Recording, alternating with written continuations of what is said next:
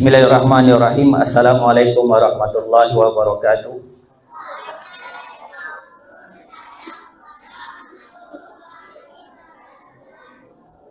Alhamdulillahirabbil alamin wassalatu wassalamu ala sayyidina Muhammadin asyrafil mursalin wa ala alihi wa sahbihi ajma'in. Rabbi syrah li sadri wa yassir li amri wahlul 'uqdatam min lisani yafqahu qawli. Yang berusaha Tuan Guru Besar Tuan Haji Azman bin Juair, Guru Pelongkanan Kurikulum Encik Samad bin Wahab, Guru Pelongkanan HEM Tuan Haji Muhammad Rizal, Guru Pelongkanan Kokurikulum Encik Khairul Anwar, seterusnya yang saya muliakan rakan-rakan guru dan anak-anak murid yang saya kasihi sekalian. Baik, alhamdulillah syukur pada pagi Isnin pagi ini kita diberikan kesihatan untuk hadir ke sekolah untuk menimba ilmu. Baik murid-murid, jadi pada pagi ini Ustaz akan sampaikan ataupun baca tazkirah untuk pengisian kerohanian kita insya-Allah. Jadi murid-murid sama-sama kita hayati tazkirah yang akan saya sampaikan. Baik, tajuk tazkirah pada pagi ini iaitu berpuasalah dengan sempurna. Kita berpuasa bukan dengan kehendak diri sendiri atau disuruh oleh ibu bapa. Akan tetapi kita berpuasa disebabkan suruhan daripada Allah Subhanahu wa taala. Berpuasalah sebagaimana Allah perintahkan kita berpuasa. Bukan seperti mana kita hendak berpuasa mengikut cita rasa sendiri. Puasa bukan sekadar tidak makan dan minum. Malah puasa mempunyai konsep yang lebih luas. Jika sekadar tidak makan dan minum, ayam yang mengeram turut tidak makan dan minum ketika mengeram untuk menetaskan telur. Ulat yang tergantung dalam kepompong di pokok juga tidak makan, bahkan duduk diam tidak bergerak. Allah menghendaki umat Islam berpuasa secara keseluruhan. Bukan sekadar puasa mulut daripada makan dan minum, tetapi berpuasa semua panca indera. Ganjaran yang disediakan adalah keampunan daripada Allah. Daripada Abu Hurairah radhiyallahu anhu bahawa Rasulullah sallallahu alaihi wasallam bersabda, "Man shoma Ramadan imanan wa ihtisaban, ghufira lahu ma taqaddama min dzambi." Maksud hadis, sesiapa berpuasa Ramadan atas dasar iman dan mengharap pahala daripada Allah, maka dosanya yang telah lalu akan diampunkan. Hadis riwayat Bukhari dan Muslim. Berpuasalah atas dasar iman dan ihtisab. Maksud ihtisaban adalah berpuasa kerana Allah dan mengharapkan pahala serta ganjaran yang baik daripadanya. Puasa pula tidak dilakukan atas dasar riak atau mengharapkan pujian manusia. Juga seseorang itu berpuasa sekadar mengikut kebiasaan atau adat dalam masyarakat. Akan tetapi puasa untuk mencapai ketakwaan kepada Allah Subhanahu wa taala di dalam hati.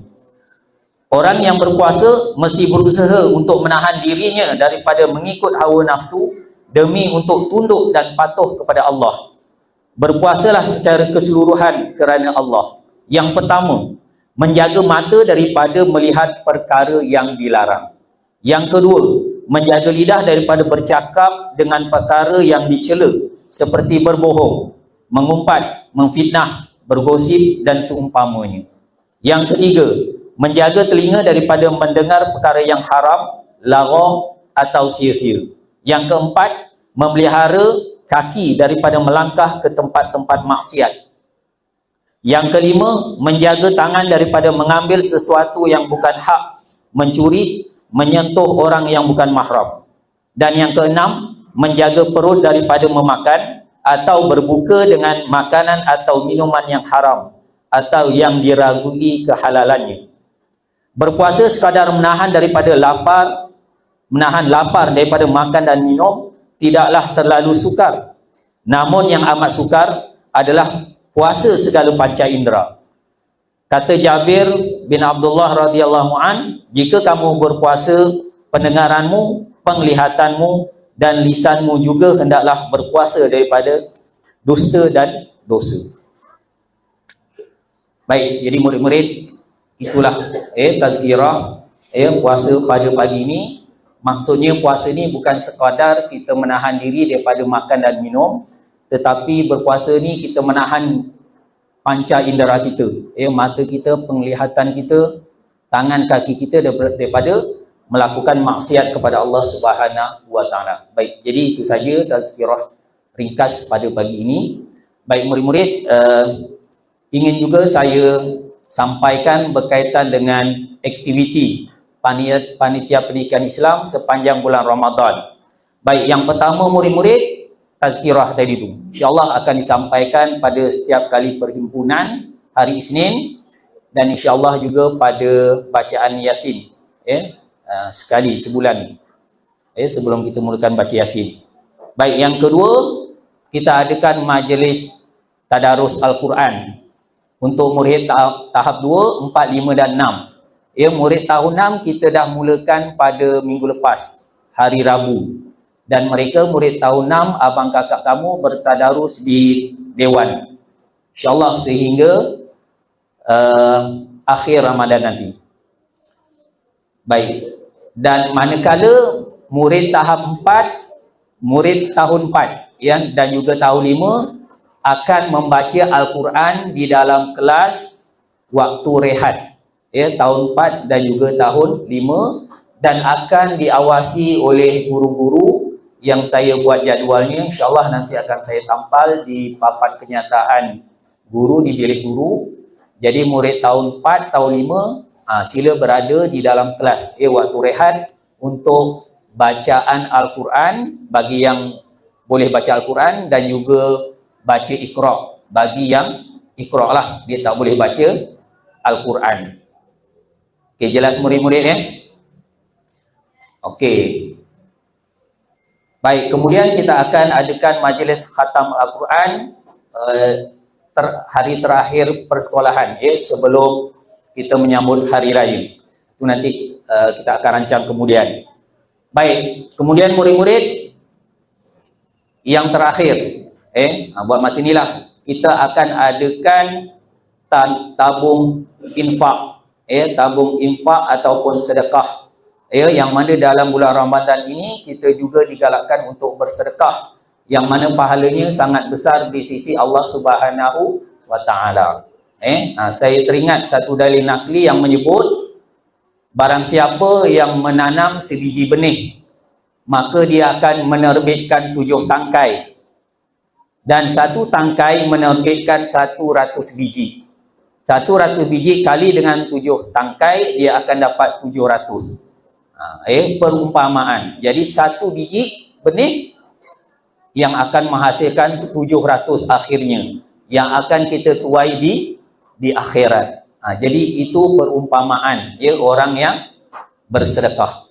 InsyaAllah murid-murid jadi saya pun dah maklumkan dalam grup murid-murid, ibu bapa, sedekah ni tak wajib. Jadi murid bolehlah untuk bersedekah, tak kira berapa nilainya, 10 sen, 20 sen, ikutlah yang penjaga kamu mungkin ada beri duit saku yang kamu tidak belanjakan di sekolah sebab kita berpuasa. Jadi duit tu bolehlah kamu sumbangkan sebagai sedekah, yang pahalanya ibu bapa kamu yang akan dapat. Kamu alhamdulillah untuk latihan.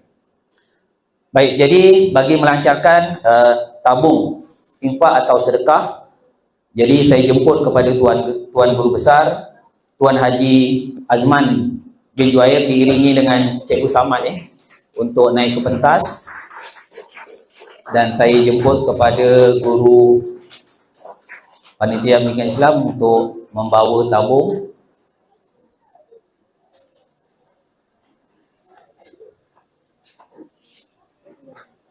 Baik murid-murid, jadi inilah tabung yang akan bergerak setiap hari murid-murid. Kita akan gerakkan tabung ini setiap hari waktu rehat sepanjang bulan Ramadan. Jadi murid-murid tahun 1, 2, 3, 4, 5 dan 6 bolehlah jangan keluar tahun 4, 5 memang dia akan berada di kelas untuk tadarus. Tahun 1, 2, 3 bolehlah tunggu sehingga tabung ini bergerak sewaktu rehat. Akan kita edarkan. Baik, jadi nama tabung kita ni tabung sebutir benih akhirat. Okay, silakan kepada Tuan Besar untuk melancarkan tabung sebutir benih akhirat. Tuan Besar dan juga Cik Usaman. Terima kasih atas pelajaran Tuan Besar dan juga Cik Samad bin Wahab. Baik murid-murid, jadi itu sahaja untuk makluman daripada Panitia Pendidikan Islam berkaitan aktiviti kita pada sepanjang bulan Ramadan ini. Jadi seterusnya saya serahkan kembali kepada guru bertugas.